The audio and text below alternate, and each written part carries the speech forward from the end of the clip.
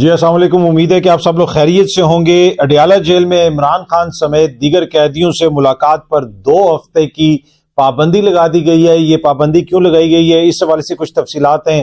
Motion speed کی ایک اور ایگزامپل ہم نے دیکھی ہے، وہ کیا ہے وہ بھی آپ کو بتائیں گے، اور کچھ مزید چیزیں کوشش ہوگی کہ ان کے اوپر بھی روشنی ڈالی جائے۔ لیکن پہلی چیز، انور مقصود صاحب کے حوالے سے خبر بڑی گردش کر رہی ہے کہ غالباً ان کو کوئی مبینہ طور پہ اغوا کیا گیا اور خدا نخواستہ کوئی تشدد کا نشانہ بنایا گیا، اور ان کو منع کیا گیا ہے کہ آپ حکومت پہ تنقید نہ کریں، یا اس پہ تنقید نہ کریں، یا اس پہ تنقید نہ کریں۔ کافی زیادہ اس طرح کی خبریں گردش کر رہی ہیں۔ لیکن اب سینئر صحافی مظہر عباس صاحب نے ٹویٹ کی، اور اپنی ٹویٹ کے اندر انہوں نے بتایا کہ انور مقصود صاحب نے ان کو خود کال کی اور کال کر کے بتایا کہ جناب ایسا نہ کوئی واقعہ پیش آیا ہے، ایسی کوئی بات نہیں ہے، اور اس حوالے سے جو خبریں گردش کر رہی ہیں ان میں صداقت نہیں ہے۔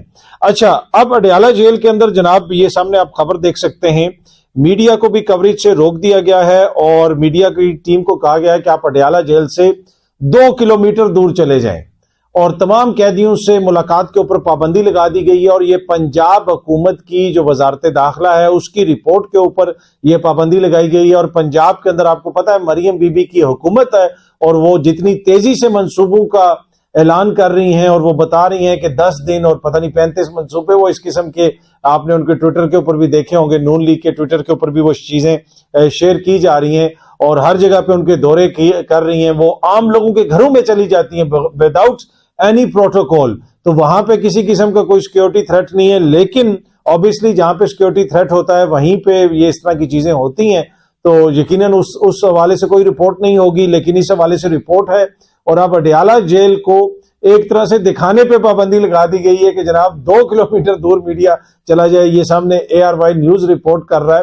تو پہلے تو یہ تھا کہ عمران خان کی تصویر نہیں دکھائی جا رہی تھی، ان کی تصویر نظر نہیں آتی تھی، اڈیالہ جیل نظر آتا تھا۔ اب جناب یہ ہے کہ اڈیالہ جیل سے بھی میڈیا 2 کلومیٹر دور چلا جائے، تو اس لیے کہ کہیں جیل نہ نظر آ جائے۔ اب یہ وہ عمران خان ہے جو کتنا مہینے ہو گئے ہیں نہ وہ میڈیا کے سامنے آئے، نہ انہوں نے کوئی تصویر کھنچوائی، نہ ان کا ویڈیو کے اوپر کوئی کسی قسم کا بیان سامنے آیا، اور وہی جو لوگ دیکھتے تھے لوگوں کو اڈیالہ جیل نظر آتا تھا۔ تو اب وہ اڈیالہ جیل بھی نظر نہیں آ رہا، اور اس لیے نظر نہیں آئے گا کیونکہ وہ سیکیورٹی کا مسئلہ ہے۔ اب ایسے تو نہیں حکومت کر سکتی نا کہ خام کا پابندی لگا دے اور سارے لوگوں کے اوپر پابندی لگا دے کہ کوئی بھی کسی سے نہیں مل سکتا۔ یقیناً کوئی بہت زیادہ مصدقہ اطلاعات ہوں گی، اور اسی وجہ سے اس قسم کا آرڈر سامنے آیا ہے۔ اچھا، اگر یہ آپ خبر پوری پڑھیں جس کو ایکسپریس نیوز بھی اور دیگر میڈیا بھی رپورٹ کر رہا ہے، محکمہ داخلہ پنجاب نے IG جیل خانہ جات پنجاب کو 2 ہفتوں کے لیے قیدیوں اور جو دیگر حوالاتی ہیں ان سے ملاقات اور جیل وزٹ پر پابندی عائد کرنے کے احکامات جاری کر دیے ہیں۔ میڈیا کوریج پر بھی پابندی عائد کر دی گئی ہے۔ پابندی کا اطلاق سابق وزیر اعظم اور بانی PTI عمران خان، سابق وزیر اعلیٰ پنجاب چودھری پرویز الہی، اور سابق وفاقی وزراء شاہ محمود قریشی، فواد چودھری سمیت جیل کے تمام اسیران پر ہوگا۔ اچھا، اب یہ 2 ہفتے تک خان صاحب کسی سے مل نہیں سکتے، کیا کہ اس میں وہ وکلا سے بھی نہیں مل سکیں گے، اس لیے کہ ان کے تو سارے کیسز وغیرہ بھی وہ چل رہے ہیں جیل کے اندر۔ تو خان صاحب کی جو ملاقاتیں ہیں وہ تو ویسے ہی بڑی لیمیٹڈ سی ہیں۔ آپ کو یہ بتایا گیا، مجھے یہ بتایا گیا کہ جناب یہ اوپن ٹرائل ہے، یہ جیل کے اندر جناب اوپن ٹرائل ہے۔ کبھی آپ نے سنا کہ جیل کے اندر اوپن ٹرائل ہو؟ روز کوئی نہ کوئی بندہ پہنچا ہوتا ہے کہ جی میں نے اسلام آباد ہائی کورٹ سے اجازت لی ہے، میں وہاں پہ گیا ہوں، مجھے نہیں ملوایا گیا۔ مجلس وحدت مسلمین کے علامہ راجہ ناصر عباس صاحب آج وہ توہین عدالت کے سلسلے میں آئے ہوئے تھے کہ جناب کل آرڈر آیا تھا پر ہمیں بھی ملنے نہیں دیا گیا۔ دیگر ان کی وکلا کی ٹیم بھی یہ کہتی ہے کہ ہمارے پاس عدالتی احکامات ہیں لیکن ہمیں ملنے نہیں دیا جا رہا۔ لیکن انتظامیہ آپ کو، مجھے، عدالت کو، ہر کسی کو یہ بتاتی ہے کہ وہاں پہ اوپن ٹرائل ہو رہا ہے۔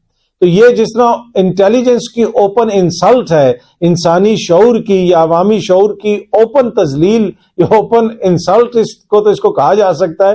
لیکن یہ کس حد تک اوپن ٹرائل ہے یہ آپ کے بھی سامنے ہے۔ وہاں پہ جانے والے صحافیوں سے آپ پوچھ لیں کہ کتنی ایکسیس ہے، کیا کوئی بھی شخص جا سکتا ہے؟ جسٹس کا جو پرنسپل ہوتا ہے، انصاف کا جو پرنسپل ہوتا ہے، اس میں اوپننس بڑی امپورٹنٹ ہوتی ہے، اور اسی وجہ سے کوئی بھی شخص عدالت میں جا کے کسی بھی مقدمے کی ہیئرنگ سن سکتا ہے، انلیس کہ وہ ان کیمرہ ہیئرنگ ہو رہی ہو یا عدالت منع کر دے کہ جناب اس میں آپ نہیں آ سکتے۔ یہ پوری دنیا میں ہر مہذب معاشرے میں، آپ برطانیہ کی کسی بھی عدالت میں چلے جائیں جہاں پہ بڑی بڑے مقدمات لگے، آپ بیٹھ کے دیکھیں گے لوگ گیلری سے سن رہے ہیں، اور اسی وجہ سے پھر لائیو سٹریمنگ بھی ہوتی ہے کہ ہم نے انصاف کو لوگوں کے ڈرائنگ رومز تک پہنچانا ہے، ایک طرح سے کہ لوگ اپنے ڈرائنگ روم میں، اپنے ٹی وی روم میں، اپنے آفس میں، اپنے موبائل میں بیٹھ کے دیکھ سکیں کہ یہ دیکھیں کہ انصاف کی لائیو سٹریمنگ ہو رہی ہے، اور یہ پاکستان میں بھی ہو رہی ہے۔ آپ کو پتا ہے سپریم کورٹ کے کیسز بھی، ان کی بھی لائیو سٹریمنگ ہوئی۔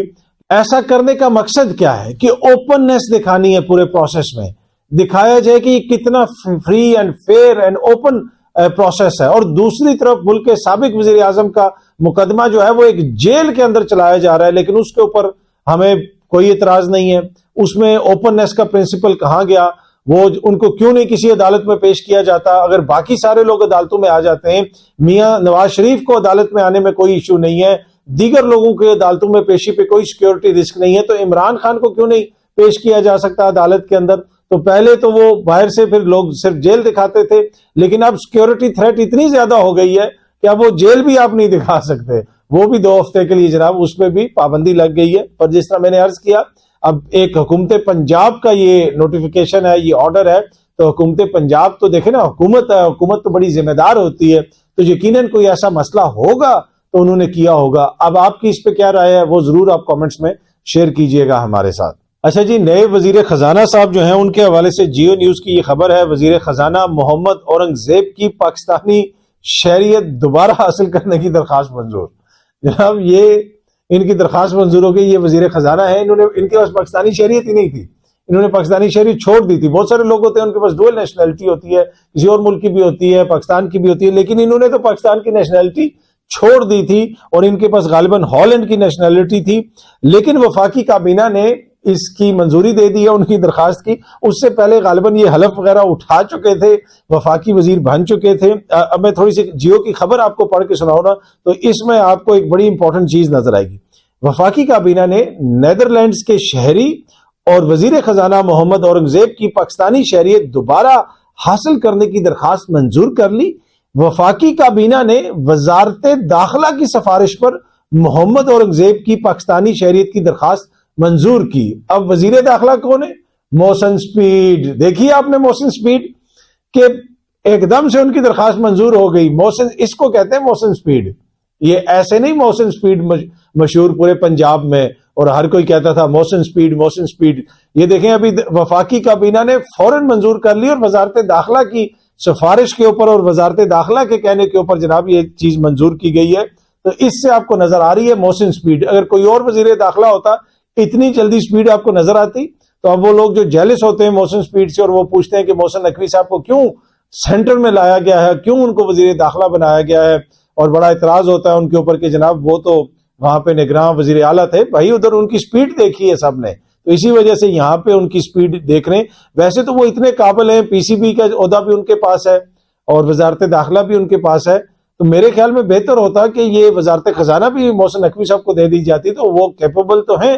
اگر کیپیبل نہ ہوتے تو ان کو پہلے نگراں وزیر اعلیٰ بنایا گیا، اس کے بعد پی سی بی کا چیئرمین بنایا گیا۔ وہ پی سی بی کے چیئرمین بھی ہیں، وزیر داخلہ بھی ہیں، تو ساتھ اگر وہ وزیر خزانہ بھی ہو جاتے تو کیا ایشو تھا؟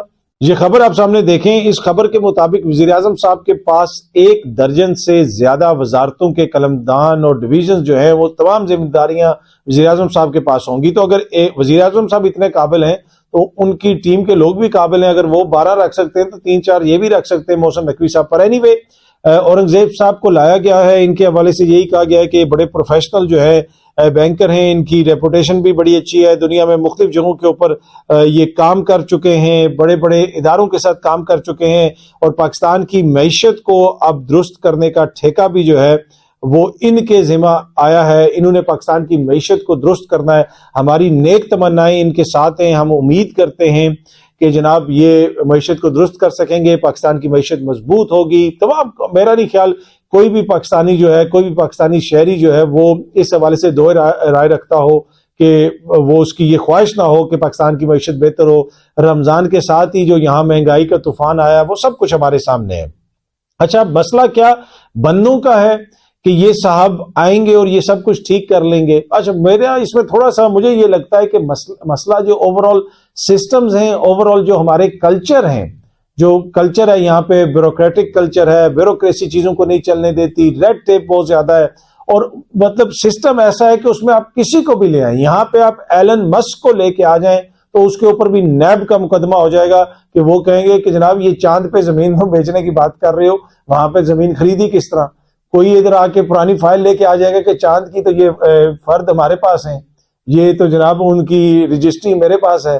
تو یہاں پہ ایلن مسک کے اوپر بھی اس وقت جو ہے یہاں پہ مقدمہ چل رہا ہوتا. اگر وہ یہ کہتا کہ میں بجلی سے گاڑی چلاؤں گا تو پہلے تو کہا جاتا کہ یہ جناب یہ دیکھیں اس کی کمپنی میں بجلی چوری کر کے کاریں بن رہی ہیں, اور جو لوگ کار اپنی کر رہے ہیں, چارج کر رہے ہیں, وہ چوری کی بجلی سے کر رہے ہیں, مختلف قسم کی چیزیں ہو جاتی. تو اس سسٹم کے اندر انڈیپینڈنٹ تھنکنگ, اس سسٹم کے اندر بہتری لانا نیئر ٹو امپاسبل ہے, نیئر ٹو امپاسبل. کسی بھی محکمے کے اندر آپ جائیں, آپ دیکھیں لوگوں کے بھی ایٹیچیوڈ ہیں, پھر سسٹم ایسے بنے ہوئے ہیں کہ ہر چیز میں این او سی ہے, اس چیز کا این او سی ہے, اس چیز کا این او سی ہے. وہ آپ کو کام کرنے کی اجازت ہی نہیں ہے سسٹم کے اندر. آپ کام کرنا بھی چاہیں تو آپ کام نہیں کر سکتے. پھر ایٹیچیوڈ بڑا نیگیٹو ہے. اور یہ واقعہ ایک واقعہ میں نے پہلے بھی ایک دفعہ ایک بلاگ کے اندر شیئر کیا تھا, یہ میرے ذہن کے اندر جو ہے نا ایز اے ینگ مین, یہ واقعہ میرے ذہن کے اندر ایسا پھنسا ہے کہ وہ نکلتا نہیں ہے. یہ بات ہے جنرل مشرف صاحب کے دور کی, اور جنرل مشرف کے دور میں آپ کو پتا ہے کہ انہوں نے ریفارمز وغیرہ کرنی شروع کی تھیں, اور وہ کہا تھا کہ وہ جی تاجروں کا یہ کریں گے, دکانوں داروں کے پاس بھی فارمز گئے تھے, اور بہت سب کچھ ہو رہا تھا, اور بہت ساری ریفارمز ہو رہی تھی, اور بڑی اپ بیٹ تھی اس وقت کی حکومت, مشرف صاحب کی ٹیم اور یہ اور وہ. تو اس زمانے میں جناب ایز اے ینگ مین میں کسی کے ساتھ گیا کسی کو ملنے کے لیے, تو اس میں ایک بڑے senior bureaucrat, D C level مطلب کہ اونچے لیول کا وہ کوئی اسی محکمے سے تعلق تھا جو اس چیز سے ڈیل کر رہے تھے, جو وہ ریفارمز وغیرہ لائی جا رہی تھیں. تو وہ جو ہے وہ ادھر بات ہوئی, تو ایک صاحب نے ان کو کہا کہ جناب کہ یہ جو ہے اس طرح ریفارمز ہو رہی ہیں, یہ بڑی اچھی ہیں, اس سے بڑی بہتری آئے گی. تو وہ ان صاحب نے مسلسل, وہ سرکاری افسر تھے, سرکاری گھر میں رہ رہے تھے, سرکاری گاڑی ان کے پاس تھی, سرکاری تنخواہ لے رہے تھے, سرکاری مرات وہ لے رہے تھے, اور وہ سینئر افسر بار بار وہ اسی چیز پہ اصرار کرتا ہے کہ نہیں یار اس کا کچھ نہیں ہو سکتا, دیکھیں یہاں تو بڑے آئے, بڑے لوگوں نے ٹرائی کی, یہاں پہ کچھ نہیں ہو سکتا, یہاں پہ کچھ نہیں ہو سکتا. ان کی باتیں سن کے نا لٹرلی مجھے کیا آنی شروع ہو گئی میرے ذہن میں. میں سوچ رہا تھا کہ یہ شخص کیا باتیں کر رہا ہے, بندہ مطلب گھن آنا شروع ہو گئی لٹرلی اس پورے نظام سے, کہ بھائی تم اس نظام کے بینیفیشری ہو, تم نے یہ بھی لکھا ہوا ہے کہ فلانے امریکن یونیورسٹی سے تم اتنے پڑھے ہوئے ہو, تم نے یہ سی ایس ایس کیا ہوا ہے.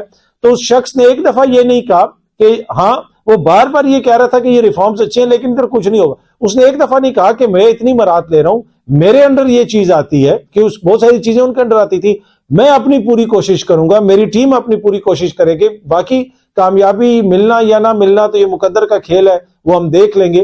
لیکن وہ مسلسل وہی بات کر رہا تھا, اور اس کے ساتھ جو اسی محکمے کے ایک دو اور سے بیوروکریٹس بیٹھے ہوئے تھے, ان سب نے بھی سی ایس ایس کیا ہوا تھا, اور وہ بھی سارے ایسے سارے ہلا رہے تھے. تو اس دن میں نے سوچا کہ اس ملک کا نظام چینج جن لوگوں نے چینج کرنا ہے, ان کا آپ ایٹیچیوڈ دیکھیں. تو یہ تو جب تک اس ایٹیچیوڈ کے ساتھ کام کر رہے ہیں تو کچھ بھی تبدیلی نہیں آئے گی. اب یہ اورنگزیب صاحب جو ہیں یہ بڑا اچھا کام کر رہے ہیں, ایس آئی ایف سی کا بھی انہوں نے ذکر کیا, اس کی بھی تعریف کی, پر ان ساری جو لوگ ہیں نا جو پاکستان کی معیشت درست کرنے کی بات کرتے ہیں یا کوشش کر رہے ہیں, ان کے لیے سب سے بڑا جو چیلنج ہے وہ نہ آئی ایم ایف ہے نہ وہ کوئی اور ہے, وہ یہ نظام ہے اور اس سسٹم کے اندر بیٹھے ہوئے لوگ ہیں جو اس سسٹم کو چلنے نہیں دیتے, جن کی ہر چیز وابستہ ہے اس سارے کرپٹ نظام سے, اور اس کے اندر وہ بینیفیشری ہیں, مختلف طریقے سے جو اس کا بینیفٹ اٹھاتے ہیں. میں بھی یہ ہارش لگے, میں بھی یہ سخت لگے, پر اتنے زیادہ پڑھے لکھے جاہل لوگ جب نظام کے اندر بیٹھے ہوں تو پھر وہ اس نظام کو بہتر کرنا کوئی آسان نہیں ہوتا, ایک بڑی اپ ہل سٹرگل ہوتی ہے. بٹ وی ڈو ہوپ, ہم امید کرتے ہیں کہ یہ اکانومی کو سنبھال لیں گے, اکانومی بہتر ہوگی, کیونکہ یہ اکانومی جو بہتر ہوگی یہ کسی ایک فرد کے لیے, ادارے کے لیے, سیاسی جماعت کے لیے نہیں, یہ پاکستان کے لیے بہتر ہوگی. اور اس میں اگر وہ کامیاب ہوتے ہیں تو یقیناً یہ ہم سب کی کامیابی ہوگی. بہت جلدی آپ سب دوستوں سے دوبارہ ملاقات ہوگی. Thank you very much.